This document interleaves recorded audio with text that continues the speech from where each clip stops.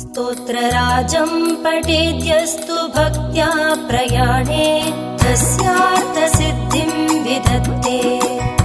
मार्गमध्ये भयं चाशुतोषी महेश शम्भो महादेव ते।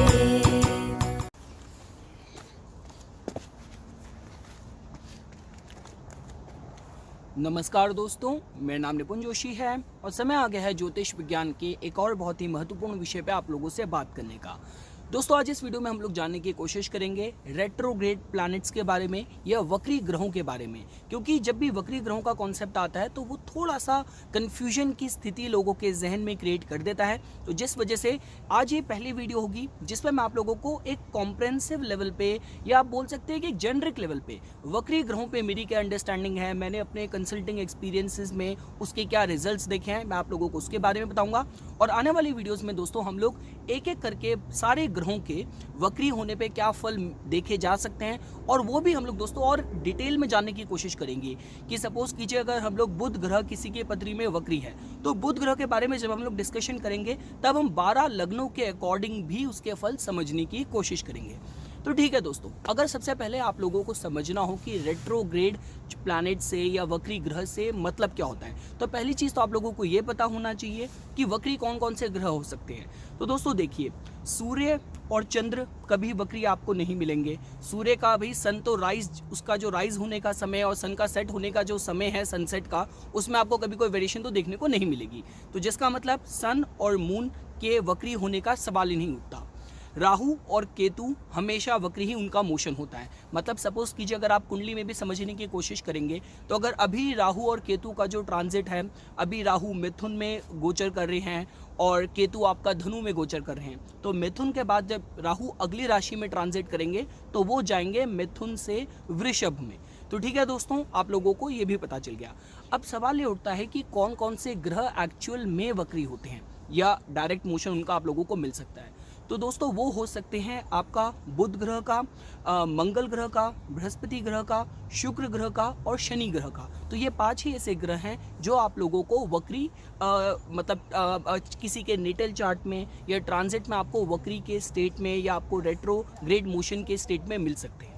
तो दोस्तों देखिए, अगर आप लोगों को एज ए डेफिनेशन समझना है तो आप ये समझ सकते हैं कि जब जो भी ग्रह इन क्वेश्चन, चाहे हम बृहस्पति ग्रह की बात करें जो कि वक्री है या बुध ग्रह की बात करें जो कि वक्री है, जब आप लोग पाएंगे कि वो ग्रह अपने ही एक्सिस में रेट्रोग्रेड रिवर्स मोशन में मूव करना स्टार्ट कर देता है। या फिर आप इस एग्जाम्पल से भी समझ सकते हैं कि जब अर्थ के मोशन से रिलेटिवली आप कंपेयर करते हैं उस ग्रह के मोशन को जो कि अर्थ के उस समय पास है, जो इस तरीके से लग रहा है कि वो रिवर्स मोशन में मूव कर रहा है। जैसे सपोज कीजिए आप किसी बहुत फास्ट मूविंग कार में बैठे हैं या सपोज कीजिए आप ट्रेन में ट्रैवल कर रहे हैं। जब आपने देखा होगा कि जब आप किसी दूसरी गाड़ी के जो कि बहुत स्लो मूव कर रही है, आप चलिए सड़क में साइकिल की बात कर लीजिए और आप बैठे हैं किसी लग्जरी फास्ट मूविंग कार में, तो जब आप जैसे ही उस साइकिल को क्रॉस करते हैं तो आपको लगता है कि वो जो साइकिल है वो रिवर्स जा रही है, जबकि वो रिवर्स नहीं जा रही। रिलेटिवली अगर तुलनात्मक स्तर पर आप कंपेयर करेंगे तो आपकी गाड़ी का जो मोशन है, जो स्पीड है, वो तेज है। तो ठीक है दोस्तों, हम लोगों ने इसके बारे में भी एज अ डेफिनेशन समझ लिया।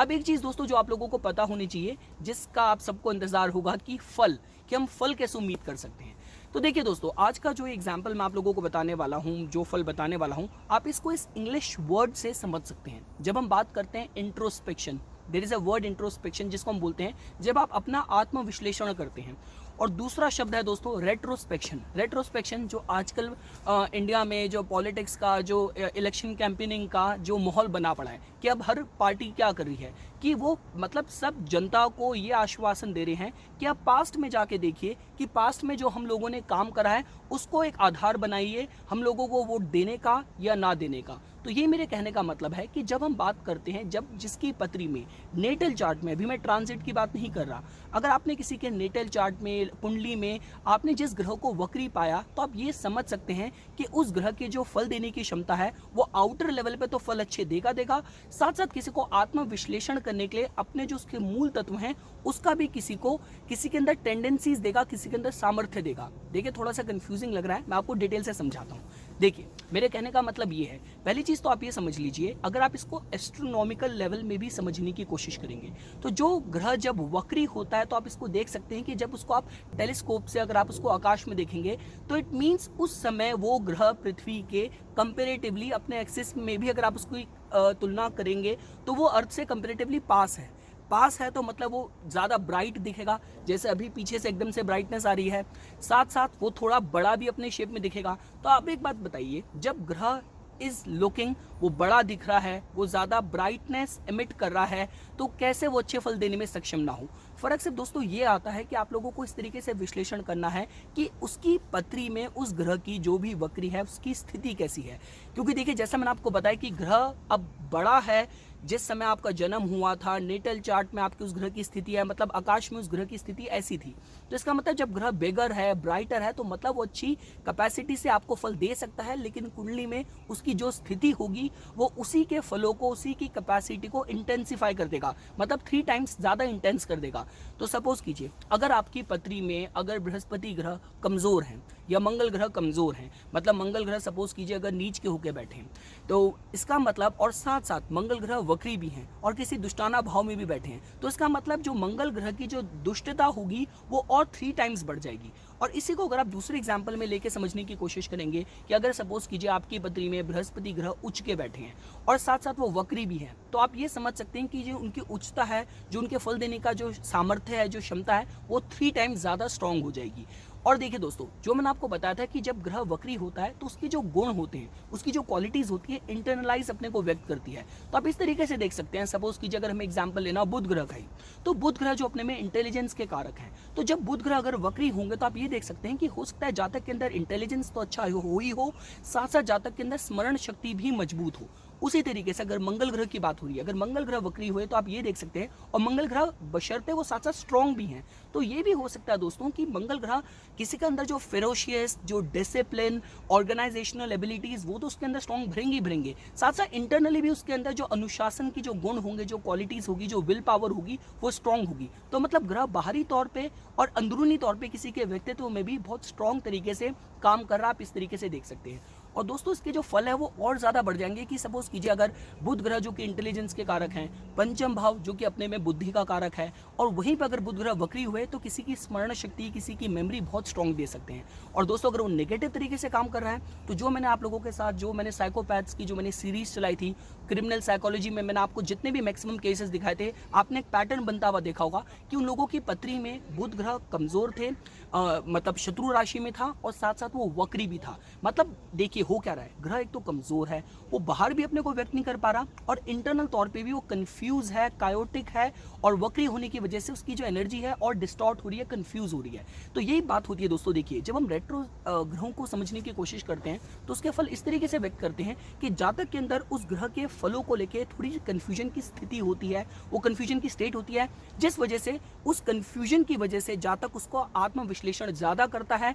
और अगर ग्रह की स्थिति मजबूत होगी तो ग्रह अपने बेस्ट फल उसको इंटरनल और एक्सटर्नल तौर में देने में सक्षम होता है। आप इस तरीके से देख सकते हैं। दूसरी चीज़ दोस्तों, देखिए, जब भी हम लोग बात करते हैं ग्रह के वक्री होने की, तो ग्रह जो मूल तत्व जो रिप्रेजेंट करता है, जो भी जीवित एंटिटी वो रिप्रेजेंट करता है, उसके फलों में भी जो आप थोड़ा सा ट्विस्टेड पना, थोड़ा सा आप एक्सेप्शन तो आपको मिलेगी, साथ साथ आपकी पत्री में जिन भावों को रूल कर रहा होगा उसके भी फलों में आपको थोड़ी सी डिस्टॉर्शन मिलेगी, और वो पॉजिटिव होगी, नेगेटिव होगी, जब हम इंडिविजुअल तौर से डिस्कस करेंगे तब मैंने आप लोगों को बात बतानी है। तो बृहस्पति ग्रह, सपोज कीजिए बृहस्पति ग्रह अपने में रिप्रेजेंट करते हैं गुरुओं को, टीचर्स को, स्पिरिचुअलिटी को, विजडम को। तो अगर किसी की पत्री में अगर बृहस्पति ग्रह मजबूत हुए और साथ साथ वो वक्री भी हैं, अगर वो सपोज कीजिए बृहस्पति ग्रह उच्च के हैं और साथ साथ वो रेट्रो भी हैं, वक्री भी हैं किसी के नेटल चार्ट में, तो ये दोस्तों जो इंसान होगा कुछ उनमें से होगा कि जो विजडम की बात की जाए, टीचिंग्स की बात की जाए, उनको कभी फेस वैल्यू पे नहीं लेगा, डॉगमेटिक वैल्यूज पे नहीं लेगा, वो उस पर अपने तरफ से भी एक प्रॉपर आत्मविश्लेषण करेगा कि जो उसको पढ़ाया जा रहा है, जो भी शास्त्रार्थ उसको समझाया जा रहा है, उसका क्या नींव थी, उसका क्या बेस है।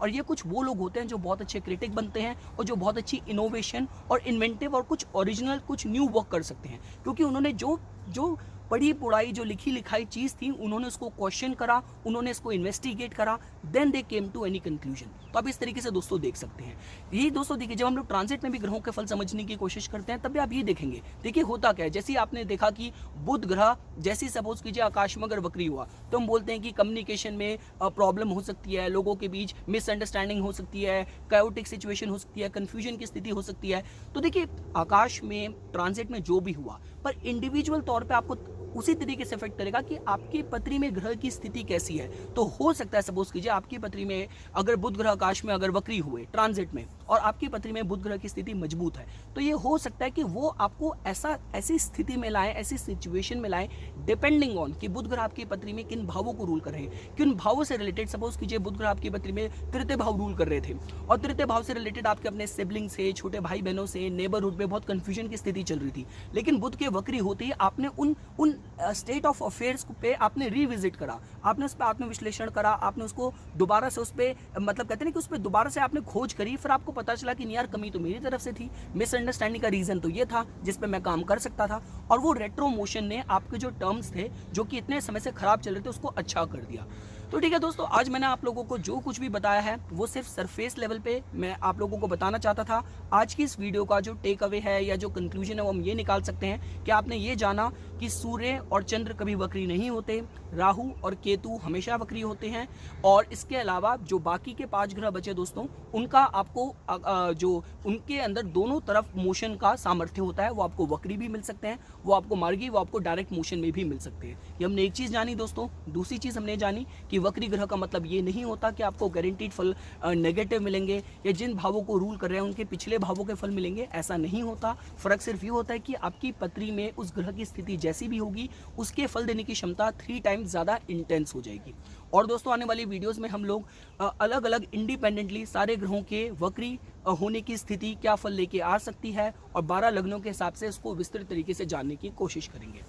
तो इसी तरीके की वीडियोस की समय समय पर अपडेट प्राप्त करने के लिए कृपया करके मेरा यूट्यूब चैनल सब्सक्राइब कीजिए और मेरा फेसबुक पेज लाइक कीजिए। धन्यवाद। चिदानंद रूप शिवो